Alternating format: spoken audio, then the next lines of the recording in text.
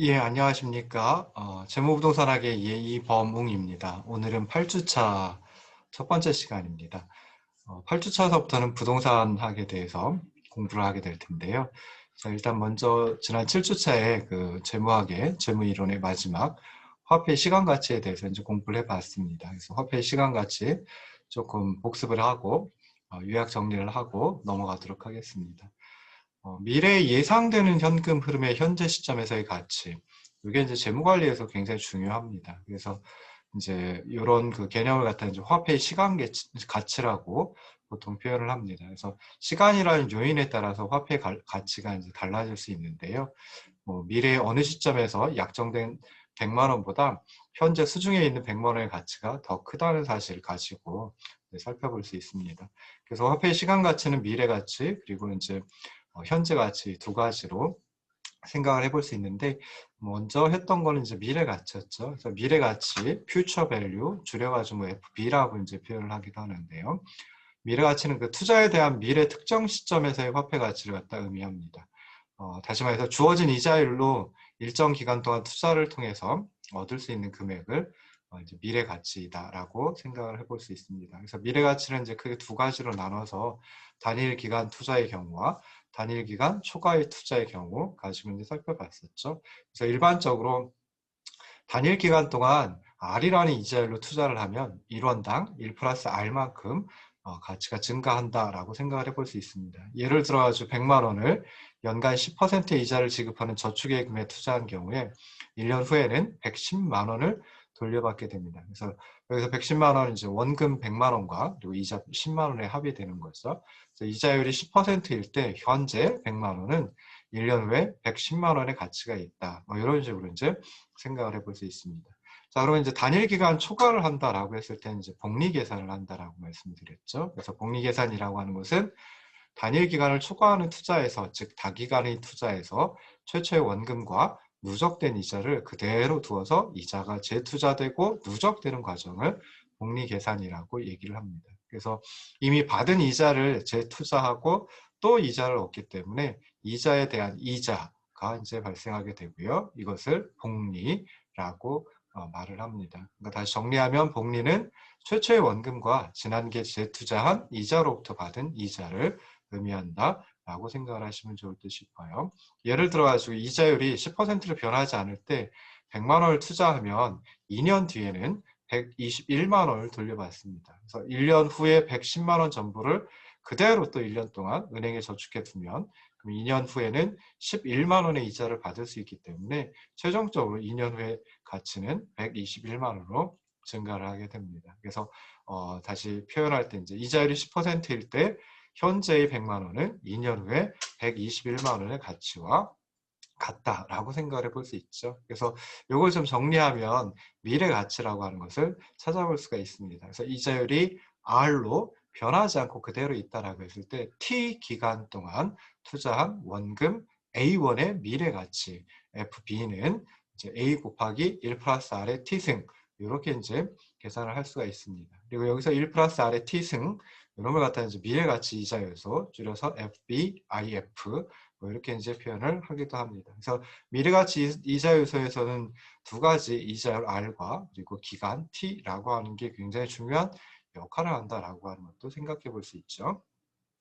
예를 들어 100만 원에 5년 후 미래 가치는 얼마일까를 갖다 한번 생각을 해보는 겁니다. 그럼 그대로 FB는 A 곱하기 1 플러스 R의 T승에다가 원금 A가 100만 원이고요. 그리고 이자율 R이 10%로 주어져 있다라고 하고 그리고 이제 기간은 5년이 됩니다. 그래서 A 곱하기 1 플러스 R의 T에서 A에다 100만 원을 넣어주고요. R에다가 10% 즉 0.1을 넣어주고 T에다가 5년이니까 5를 갖다 넣어주시고 계산해보면 100 곱하기 1.6105 해가지고 결국 161.05만 원이라고 하는 걸 찾아낼 수 있습니다. 그래서 이자율이 10%일 때 100만 원의 5년 후 미래 가치는 161.05만 원이다.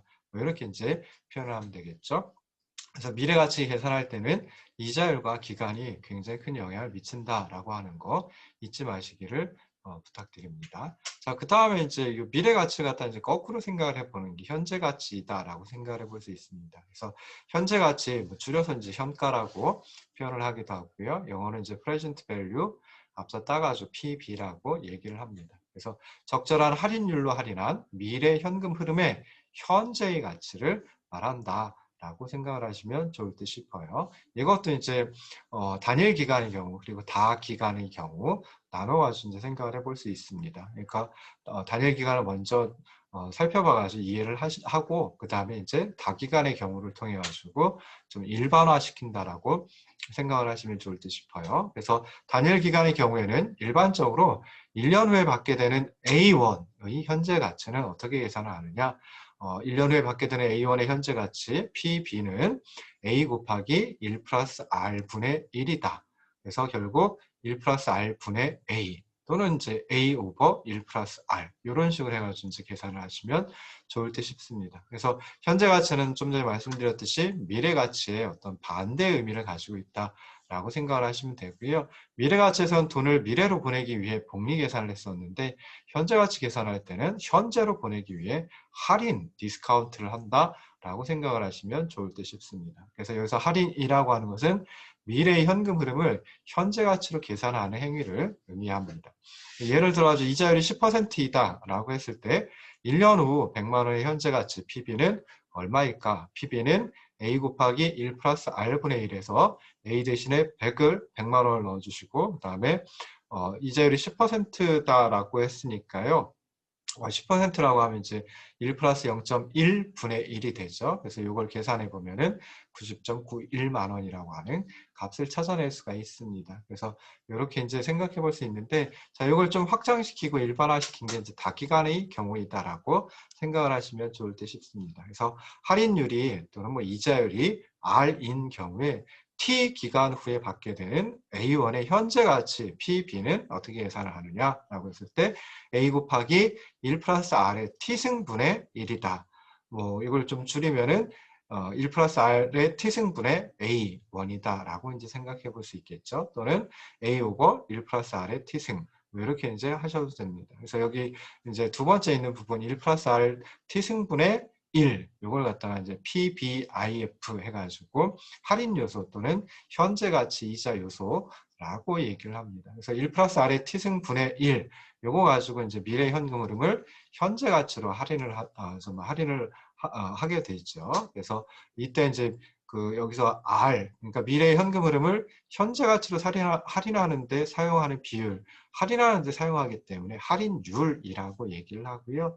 이와 같은 방식으로 미래 현금 흐름을 현재 가치로 계산하는 방법을 현금 흐름 할인법이라고 얘기를 합니다. 자, 뭐 예를 들어 할인율이 7%일 때 2년 후 100만 원의 현재 가치는 얼마일까? 아까 1년 후 같으면 이제 90.91만 원이라고 했는데요.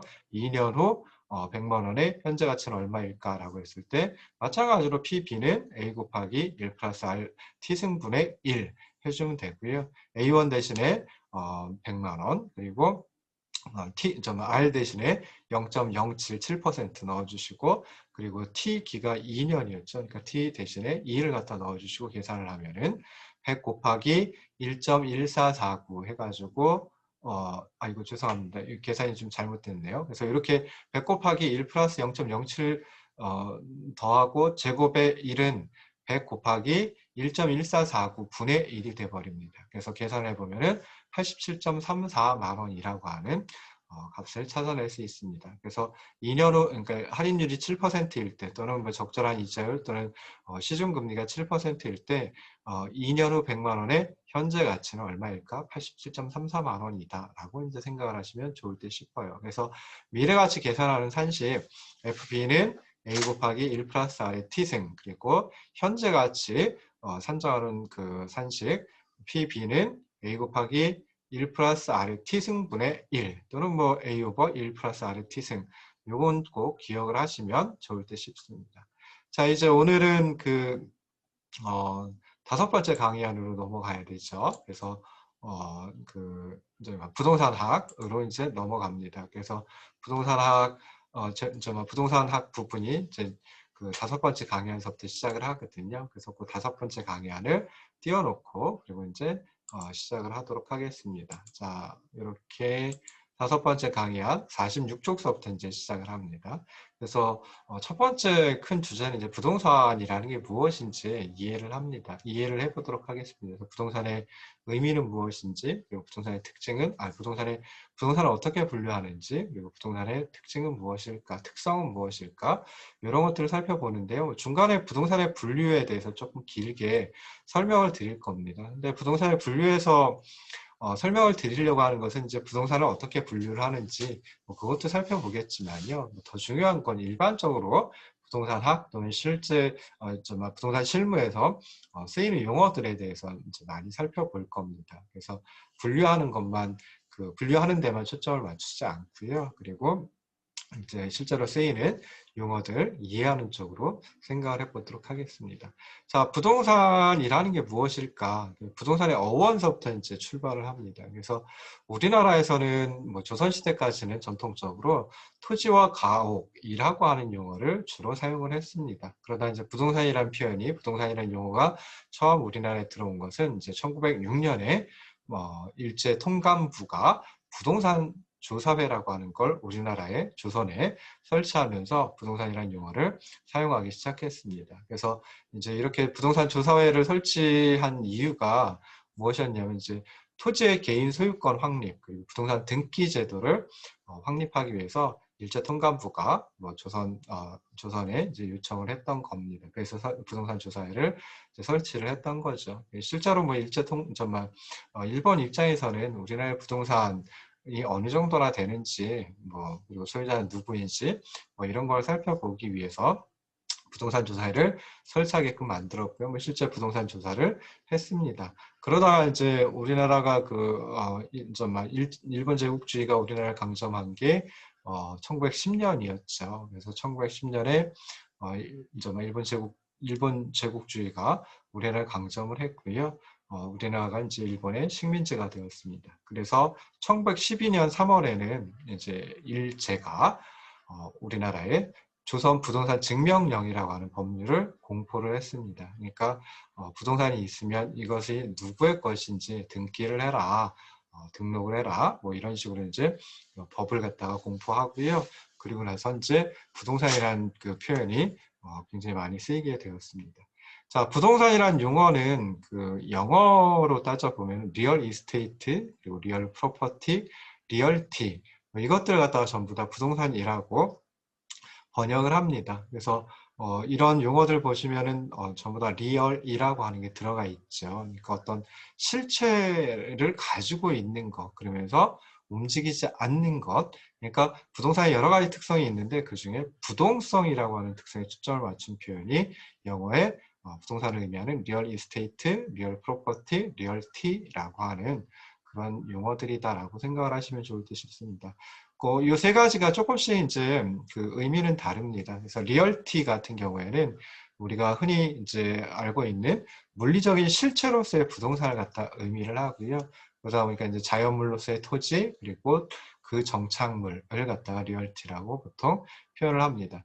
근데 사실은 뭐 토지 그리고 정착물 그 자체도 중요하지만 더 중요한 건 이제 소유권이라고 생각을 해볼 수 있겠죠. 그래서 리얼 프로퍼티라고 하는 표현이 있는데 용어가 있는데 이 용어는 부동산의 소유권적인 측면에 초점을 맞춘 표현이다. 그리고 이제 부동산의 소유권으로부터 연유되는 여러 가지 법적 권리가 나타날 수 있습니다. 그런 것들까지를 한꺼번에 리얼 프로퍼티라고 한다라고 생각을 하시면 좋을 듯 싶어요. 그래서 리얼 프로퍼티는 물리적인 실체로서의 부동산, 리얼티의 개념도 가지고 있고, 근데 실체로서의 부동산 과 함께 소유권적인 측면에 초점을 맞추고 있다라고 생각을 하시면 좋을 듯 싶습니다. 그리고 리얼 이스테이트는 이제 리얼티, 리얼 프로퍼티 이것들의 의미를 몽땅 다 가지고 있는 게 리얼 이스테이트라고 하는 표현이다라고 생각을 하시면 좋을 듯 싶고요. 그래서 두 용어를 리얼티, 리얼 프로퍼티를 포괄하는 그런 의미의 용어이다라고 생각하시면 좋을 듯 싶습니다. 그래서 일반적으로는 리얼 이스테이트라고 하는 표현을 부동산이라고 이제 많이 표현을 하고 있고요. 리얼 이스테이트는 부동산이라고 하는 의미 이외에도 부동산 산업을 의미하기도 하고요. 그 다음에 리얼 이스테이트 시작하는 첫 자를 대문자로 표현을 하면 즉 리얼의 R과 이스테이트의 E를 대문자로 표현하면 이때는 이제 부동산 학이라고 하는 학문을 의미하기도 한다라고 생각을 하시면 좋을 듯 싶습니다. 자, 부동산이라는 게 무엇일까라고 하는 것은 뭐 시대라든지 국가 그리고 연구 대상과 범위에 따라 가지고 다양하게 정의가 될 수가 있습니다. 그래서 그렇긴 하지만 그래도 일반적으로는 물리적인 측면 그리고 경제적인 측면 그리고 법 제도적 측면에서 이제 주로 부동산의 개념 또는 부동산의 어떤 의미를 갖다가 생각을 해봅니다. 그래서 제일 처음에 이제 물리적인 측면에서는 그 소재를 쉽게 이동할 수 없는 토지, 건물, 수목 등의 재산이라고 하는 의미를 가지고 있고요. 그다음에 경제적인 측면에서는 움직여가지고 옮길 수 없는 재산, 뭐 그런 의미를 가지고 있습니다. 그리고 법적인 측면, 법 제도적인 측면에서는 동산과 구별되는, 그래서 부동산이라고 이제 얘기를 합니다. 그래서 동산과 구별되는 부동산, 즉 토지와 그 정착물을 의미한다라고 생각을 하시면 좋을 듯 싶습니다. 그래서 뭐 여기 이제 보시면 부동산의 뭐 물리적 개념 해가지고 이제 생각을 해볼 텐데요. 부동산의 물리적 개념은 그 부동산의 자연적 특성 그리고 유형적 측면에 대한 이해를 손쉽게 해주는 그런 개념이다라고 생각을 하시면 좋을 듯 싶습니다. 그래서 크게 자연 또는 자연물로서의 속성을 가지고 있고요. 그 다음에 공간이라는 속성을 가지고 있고 또 환경이라는 속성 그리고 위치라는 속성으로 그 부동산의 물리적 개념을 설명을 할 수가 있습니다. 그래서 먼저 이제 자연물로서의 부동산은 인간의 삶에 여러 가지 장소들이 필요하죠. 그래서 인간의 삶에 필요한 장소를 제공하고 그리고 모든 생산 활동을 위한 요소로서의 의미를 가지고 있습니다. 그래서 토지를 자연 또는 자연물로다 고려할 때는 자연 환경에 가깝다라고 이제 생각을 해볼 수 있죠. 근데 그 자연물인 토지의 형질을 개발을 통해 바꾸게 됩니다. 그리고 이제 이용을 하죠. 그래서 그럴 때는 이제 상품으로다가 또 이해를 할 수 있습니다. 그러니까 그냥 쉽게 생각해요. 자연물 그 자체로 다 생각을 해보면 그때는 이제 자연환경과 가깝다라고 생각해 볼 수 있는데 인간이 이제 인공적으로 그 자연물인 토지의 형질을 바꾸게 됩니다. 개발을 하는 것이죠. 그래서 개발을 통해 이용한다라고 하면 그때는 사고 팔리는 대상, 즉 상품으로 이해를 하는 게 바람직하다라고 생각을 해볼 수 있습니다. 여기서 이제 형질 바꾸는 거, 그러니까 형질 변경이라고 얘기를 하는데 형질 변경은 크게 두 가지를 의미를 합니다. 첫 번째는 절토, 성토, 정지, 포장 등의 방법으로 토지의 형상을 변경하는 행위가 있고요. 두 번째는 이제 공유수면의 매립이라고 하는 게 있습니다. 그래서 공유수면의 매립은 우리가 흔히 간척이라고 하는 걸 통해서 살펴볼 수 있고요. 그 다음에 첫 번째 게 이제 절토, 성토, 그리고 정지, 포장 등의 방법으로 토지의 형상을 변경하는 행위이다라고 했는데요. 절토는 토지를 갖다 그 흙을 갖다 이제 잘라내는 것이다라고 생각을 해볼 수 있겠죠. 그리고 이제 성토는 좀 울퉁불퉁하다든지 거기다 뭐 건물을 지으려고 하는데 뭐 울퉁불퉁하면 건물을 지을 수가 없겠죠. 그래서 건물을 지을 수 있을 정도로다가 또는 뭐 농지로 이용할 수 있을 정도로다가 좀 울퉁불퉁한 데를 메꾸고 하는 걸 성토라고 얘기를 합니다. 그리고 이제 정지는 이제 지면을 갖다가 좀 딱딱하게 단단하게 하는 좀 행위라고 생각을 하시면 되고요. 포장은 뭐 다 아시다시피 아스팔트라든지 아니면 시멘트를 갖다가 흙 위에다가 이제 까는 그런 행위를 갖다 이제 포장이라고 생각해 볼 수 있죠. 그래서 이런 식으로 해가지고 토지를 개발해서 이용한다라고 하면 그때의 토지, 자연물로서의 부동산이긴 하지만 그래도 상품으로 이해할 수 있다라고 생각을 하시면 좋을 듯 싶습니다. 자, 그래서 물리적인 개념으로서 부동산의 범위는 개발 이전의 자연물로서의 토지, 그리고 개발 이후죠. 개발 이후의 토지 및 인공 건축물을 포함해서 이해를 하는 것이 바람직하다라고 생각을 하시면 좋겠습니다. 자, 두 번째 이제 공간으로서의 부동산이라고 하는 공간으로서의 부동산이라고 하는 것도 이제 부동산의 물리적 개념의 하나이다라고 생각해 볼 수 있는데요. 자, 공간으로서의 부동산은 지중 공간, 그리고 지표 공간, 공중 공간의 3차원적인 공간을 의미합니다. 그래서 인간의 부동산 활동은 이러한 그 3차원 공간 속에서 이루어지죠. 그래서 지표 공간 같으면은 지표면과 연계한 산, 계곡, 평야가 펼쳐지는 지표면을 주로 의미를 합니다. 지중 공간은 이제 지하 공간이라고 표현을 하기도 하는데요.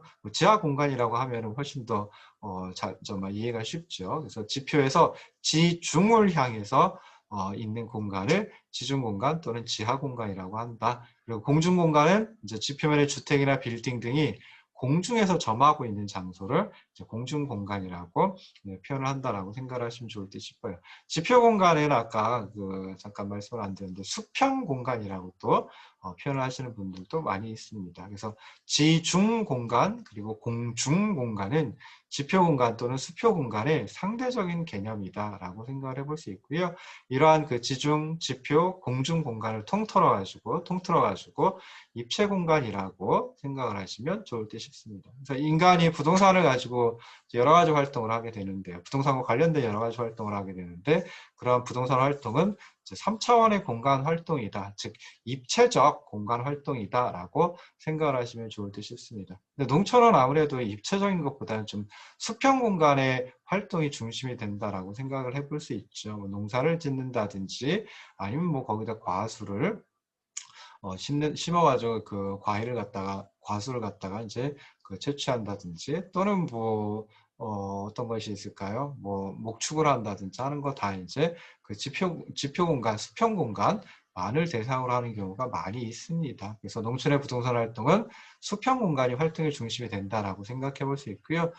이에 비해서 이제 도시의 부동산 활동은 좀 입체 공간의 활동이 중심이 된다. 뭐 주택이라든지 오피스, 상가, 그리고 공장, 뭐 이런 것들은 이제 지중, 그리고 지표, 그리고 공중 공간까지도 이용을 하는 입체 공간 또는 입체 공간 활동 또는 뭐 3차원의 공간 활동이 중심이 된다라고 생각해 볼 수 있습니다. 그래서 47쪽에 있는 그림, 가운데 있는 그림은 뭐 그걸 갖다가 그냥 입체 공간을 갖다가 공중 공간, 수평 공간, 지중 공간으로 구성이 되어 있는 게 입체 공간이다. 그 다음에 여기서 이제 공중 공간을 둘로 나눴죠. 지중 공간도 둘로 나눴습니다. 그래서 어느 정도 높이까지, 그러니까 지표면에서 어느 정도 높이까지는 사적인 공중 공간이라고 해가지고 사적 소유권을 인정을 합니다. 근데 어느 정도 높이 이상이 되면 그때는 사적인 소유권을 갖다 인정을 하지 않죠. 그래서 그런 부분을 공적 공중 공간 뭐 이렇게 이제 표현을 하기도 합니다. 지중 공간도 마찬가지죠. 그래서 어느 정도 깊이까지는 사적인 소유권을 인정합니다. 사적인 그 지중 공간권을 인정을 하는데요. 그 깊이보다 더 깊게 내려간다라고 하면 그때는 사적 소유권을 인정을 하지 않습니다. 그래서 그런 부분을 뭐 또 공적 지중 공간 뭐 이렇게 이제 표현을 하기도 합니다. 자, 세 번째 부동산의 물리적 개념이 이제 환경의 속성으로서의 부동산입니다. 그래서 환경의 속성으로서의 부동산이라고 하는 것은 부동산 현상 그리고 부동산 활동에 굉장히 많은 영향을 미칠 수 있습니다. 그래서 부동산 활동에 영향을 미치는 환경, 뭐 크게 나눠보면 자연적인 환경, 그리고 인문적인 환경, 뭐 이렇게 이제 구분을 해볼 수 있죠. 그래서 자연적인 환경은 뭐 있는 그대로의 자연적인 조건을 의미를 합니다. 그래서 뭐 예를 들어 뭐 채광이 얼마나 들어오는지, 그 다음에 토지의 그 높낮이라든지 뭐 이런 것들이 이제 자연적 환경이겠죠. 인문적 환경이라고 하는 것은 이제 인간이 만들어낸 환경이죠. 그래서 법 제도적인 환경, 그리고 사회문화, 경제적인 환경을 의미를 합니다. 그래서 법 제도적 환경으로 인해 가지고 이제 토지 위에 세울 수 있는 건축물의 용도라든지 또는 이제 뭐 용도 지역 구분이라든지 하는 것들이 이제 나타나게 되고요. 그다음에 사회 문화 경제적 환경을 통해 가지고 이제 뭐 토지와 관련된 또는 그 건물과 관련된 합쳐서 이제 부동산과 관련된 뭐 산업이라든지 관습이라든지 문화라든지 뭐 이런 것들이 이제 나타날 수 있습니다. 그러니까 인간이 그 부동산 활동을 통해 가지고 부동산을 둘러싼 환경이 이제 변화를 하게 되고요. 그러면 이제 부동산 환경을 통해 가지고 나타나는 부동산 현상이 또 변화를 하게 되겠죠. 이렇게 새롭게 환경이 만들어지고 또 현상이 변화되고 그러다 보면은 다시 또 인간의 부동산 활동에 영향을 미치게 됩니다. 그래서 이런 식으로 생각해보면 부동산 활동이라고 하는 것하고 부동산의 환경이라고 하는 것하고는 상호작용을 한다. 뭐 이렇게까지도 생각을 해볼 수 있습니다. 자, 이제 마지막으로 그 부동산의 물리적 개념을 설명할 때 위치적 속성으로서의 부동산을 가지고 말을 많이 합니다. 근데 이 위치라고 하는 거 굉장히 중요하거든요. 그래서 어떤 뭐 위치는 이제 또 다른 표현을 하면 이제 입지라고 생각을 해볼 수도 있는데요. 어떤 분은 그 부동산에서 가장 중요한 거 두 번째 중요한 것, 세 번째 중요한 것 무엇이냐라고 했을 때 가장 중요한 것도 입지, 두 번째로 중요한 것도 입지, 세 번째로 중요한 것도 입지이다. 그러니까 입지가 가장 중요하다. 뭐 입지가 부동산 학에서는 또는 부동산 실무에서는 굉장히 중요하다라고 하는 이제 표현을 쓰기도 합니다. 그래서 부동산은 인간이 부동산 활동을 한다라고 하면은 부동산을 움직일 수가 없죠. 그래서 부동산이라고 얘기를 하죠. 움직일 수 없는 뭐 자산 또는 재산 해가지고 부동산이라고 얘기를 하는데요. 그래서 부동산을 움직이지 않기 때문에 인간의 부동산 활동은 그냥 그 부동산이 주어진 위치에서 행해질 수밖에 없는 그런 특성을 가지고 그런 성질을 가지고 있다. 물리적인 측면에서 이제 살펴볼 수 있는 거죠. 그래서 부동산은 물리적으로 입지가 고정되어 있기 때문에 개별 부동산, 각각의 부동산이 갖는 뭐 지형도 다르고요. 그 다음에 각각의 부동산이 갖는 주변 환경도 모두 다 다르게 나타납니다. 그래서 이렇게 개별 부동산이 입지하고 있는 것에 따라 어디에 입지하느냐에 따라 가지고 뭐 접근성이라든지 생산성 이런 측면의 차이가 발생을 하게 되고요. 그러다 보면 부동산의 가치도 달라지고 그다음에 또 부동산의 용도 또는 부동산의 이용도 달라진다라고 생각을 해볼 수 있습니다. 그래서 개별이라고 하는 표현이 뭐 많이 나오는데요. 그냥 개별이라는 표현이 나오면은 그냥 하나하나 또는 뭐 각각 뭐 이런 식으로 이제 생각을 하시면 좋을 듯 싶습니다. 개별이라는 표현 굉장히 많이 정말 사용을 할 거니까요. 그냥 개별이라는 표현이 좀 어색하다 또는 좀 잘 모르겠다 싶으면 각각 또는 뭐 하나하나 뭐 이런 식으로 이제 생각을 하시면 좋을 듯 싶습니다. 그래서 어떤 하나의 그 부동산 또는 각각의 부동산의 입지는 이제 접근성, 뭐 예를 들어 가지고 도로에 얼마나 쉽게 접근할 수 있는지, 또는 뭐 상업시설에 얼마나 좀 가까이 접근할 수 있는지, 또는 뭐 공공시설에 얼마나 가까이 접근할 수 있는지, 얼마나 쉽게 접근할 수 있는지, 뭐 그런 게 이제 조금씩 차이가 나죠. 그래서 뭐 예를 들어 가지고 상업시설이라든지, 정말 공공시설이라든지 이런 데 접근하기 쉽다라고 하면은, 그러면은 그 위치에 그 부동산이 존재한다라고 하면 부동산의 가치가 이제 커지게 되고요. 그다음에 부동산을 어떻게 이용할까? 뭐 예를 들어 가지고 좀 그 입지가 좋다라고 하면 뭐 그 입지에 맞는 그런 그런 건물을 갖다가 토지 위에 세울 수도 있겠죠. 그래서 그런 식으로 이제 생각을 하시면 좋을 듯 싶습니다. 자, 여기까지 하고요. 그리고 잠깐 쉬었다 다시 돌아오도록 하겠습니다.